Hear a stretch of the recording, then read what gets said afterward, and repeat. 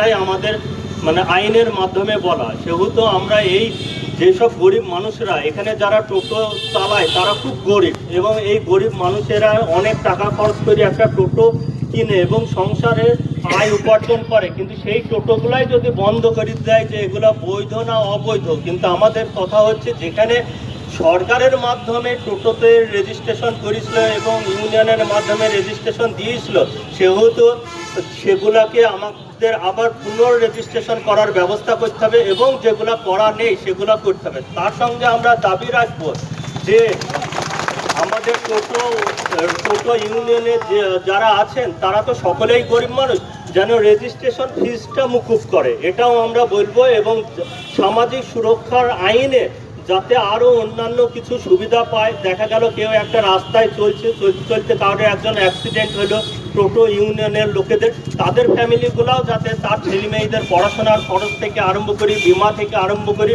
সমস্ত কিছু আইনগতভাবে